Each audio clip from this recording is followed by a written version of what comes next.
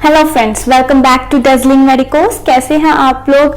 I hope आप लोग अपने घरों में सब सेफ हो। आज का जो हमारा इस वीडियो का टॉपिक रहेगा वो है कोरोना वायरस। अब आपको पता है कि आपको ये वीडियो बिल्कुल स्किप नहीं करनी, क्योंकि अब जो सिचुएशन चल रही है बहुत ज़रूरी है ये नॉलेज हमारे लिए कि आपको शेयर करें, और आपका इस बारे में अवेयर होना बहुत ही ज़्यादा ज़रूरी है। वीडियो स्टार्ट करने से पहले आई रिक्वेस्ट कि इस वीडियो को एंड तक देखिएगा, और अगर आपको हमारा काम अच्छा लगता है लाइक कीजिएगा और हमारे चैनल को सब्सक्राइब कीजिएगा, और ज़्यादा से ज़्यादा अपने फ्रेंड्स के साथ शेयर कीजिएगा। और वीडियो में जो हम 3 पॉइंट्स के बारे में बात करने वाले हैं वो रहेंगे हमारे पास। पहला कि कोरोना वायरस है क्या, कोविड क्या है। दूसरा हमारे पास होगा कि कोरोना वायरस फैलता कैसे है, हाउ इट स्प्रेड्स। और तीसरे पॉइंट जो हम बात करने वाले हैं इस वीडियो में वो होगा हमारे पास कि जब ये ह्यूमन के अंदर चला गया देन हाउ इट एक्ट्स, कैसे ये एक्ट करता है, कैसे ये किल करता है, कैसे ये रेप्लिकेट करता है। इन पॉइंट्स को हम डिस्कस करने वाले हैं। स्टार्ट करते हैं आज की वीडियो। सबसे पहला हमारा first point, that is what is corona virus. Corona virus है क्या? कोरोना वायरस में एक्चुअली कई तरह के वायरसेस शामिल होते हैं, और अगर हम इस वायरस को माइक्रोस्कोप के अंदर देखते हैं तो हमें इसकी सतह यानी कि सरफेस पे क्राउन यानी कि मुकुट जैसे स्पाइक्स देखने को मिलते हैं, जिसकी वजह से इसका नाम कोरोना वायरस रखा गया है।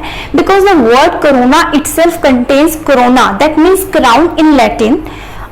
फ्रेंड्स, कोरोना वायरस आगे हमारे पास क्लासीफाई होता है 4 सब कैटेगरीज में, that is alpha, beta, gamma and delta. ये इसकी 4 सब कैटेगरीज हैं। 1960 में हमारे पास जो कि फर्स्ट ह्यूमन में कोरोना वायरस आइडेंटिफाई हुआ, जिसमें हमारे पास 4 जनरल कैटेगरीज आ जाती हैं जो मैंने यहाँ लिख दी हैं। That is 229E alpha corona virus, NL63 alpha corona virus, OC43 beta corona virus, HKU1 beta corona virus. Mostly दुनिया भर में जो भी ह्यूमंस कोरोना वायरस से इन्फेक्ट होते हैं वो इन 4 तरह के कोरोना वायरस से इन्फेक्ट होते हैं। पहले जो कोरोना वायरस है ज्यादातर एनिमल्स में पाए। We also came to know about some non-human coronaviruses like SARS, that is severe acute respiratory syndrome, MERS, Middle East respiratory syndrome, and most important, novel coronavirus 2019.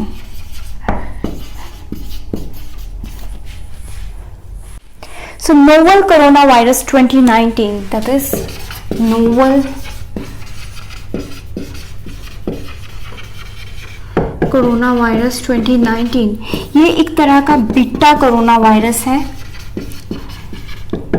जो कि सबसे पहले वुहान चाइना में identify हुआ, और ये जो है जाना जाता है रेस्पिरेटरी इलनेस डिजीज कोज करने की वजह से। और अब ये क्यों बर्निंग टॉपिक है आप सभी जानते हैं, रेस्पिरेटरी इलनेस डिजीज कोज करने की वजह से। नेक्स्ट बात करते हैं कोरोना वायरस और कोविड के बारे में। Corona virus is actually a kind of common viruses, right, जिसके बारे में मैं आपको ऑलरेडी बता चुकी हूँ। लेकिन Covid is a disease, Covid is a disease caused by SARS-CoV-2। Covid के हमारे पास सिम्टम्स क्या क्या रहते हैं वो एक बार देख लेते हैं। पहला सिम्टम आ जाता है फीवर, बुखार होना, कफ, खांसी होना, लॉस ऑफ टेस्ट या लॉस ऑफ स्मेल यानी कि सूंघने की जो शक्ति है, टेस्ट करने की जो शक्ति है वो गायब हो जानी, कंजेशन, रनिंग नोज, नाक का बहना, shortness of breath, trouble breathing, सांस लेने में दिक्कत आना किसी प्रकार की, डायरिया,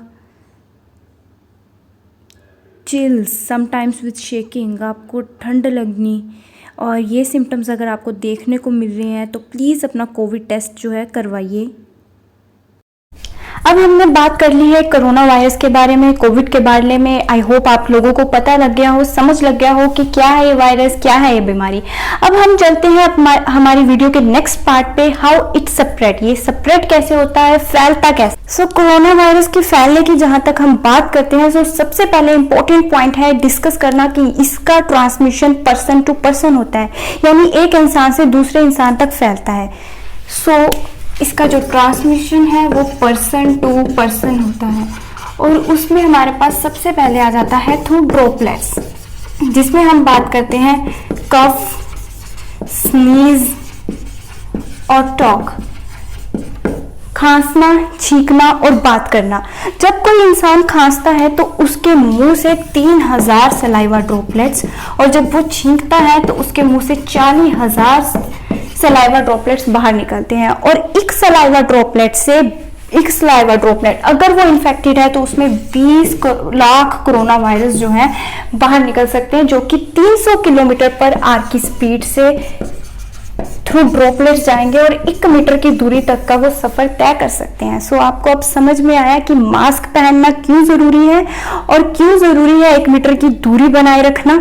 सो पहला पॉइंट ड्रॉपलेट्स और एरोसोल्स हम डिस्कस कर चुके हैं, और दूसरा ट्रांसमिशन हो सकता है एयरबोर्न ट्रांसमिशन।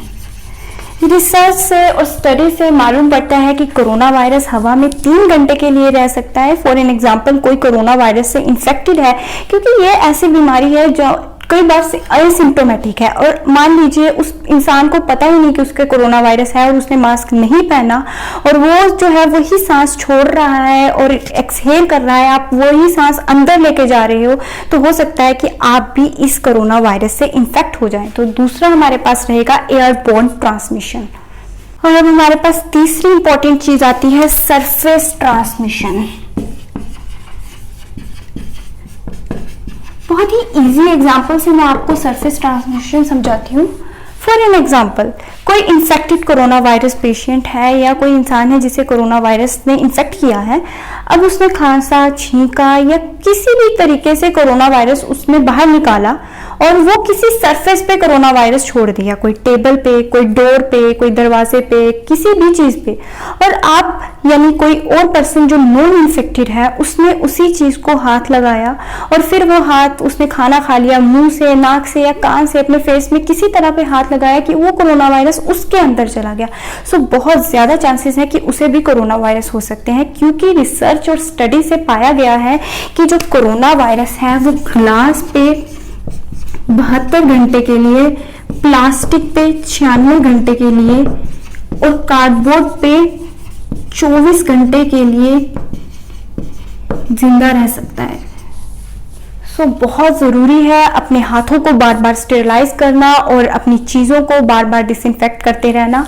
सो कहा जाता है इसलिए हर चीज जो आप खा रहे हो या अपने फेस पे हाथ लगा रहे हो उससे पहले अपने जो हैंड है वॉश करते रहिए। So fourth one, less common, that is feco-oral. Study से पता चलता है कि जो कोरोना वायरस से इन्फेक्टेड पर्सन है उसकी फीसिस में भी कोरोना वायरस पाया जाता है। सो इट इज एडवाइज्ड कि आप जब भी किसी वॉशरूम यूज करते हैं या पब्लिक टॉयलेट्स यूज करते हैं अपने हैंड्स जो है अच्छी तरह से वॉश कर लीजिए।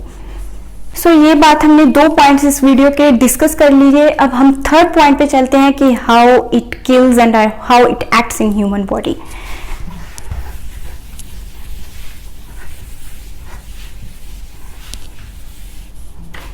तो अब हमारा जो थर्ड पॉइंट है how corona virus affect human body, वो मैं आपको डायग्राम्स के थ्रू एक्सप्लेन करूंगी और आई होप आपको बहुत अच्छे से समझ आएगा। सो कोरोना वायरस, जैसे कि मैंने आपको बताया था कि मैं एक रफ डिपिक्शन आपको दे रही हूँ कि इसके सरफेस पर हमारे पास स्पाइक्स होते हैं जो इसे क्राउन लाइक अपीयरेंस देते हैं, जिसकी वजह से इसका नाम कोरोना वायरस है। अब कोरोना वायरस के मैं अगर आपको थोड़ा बहुत बताऊं तो कोरोना वायरस का जो जेनेटिक मटेरियल है वो आरएनए होता है।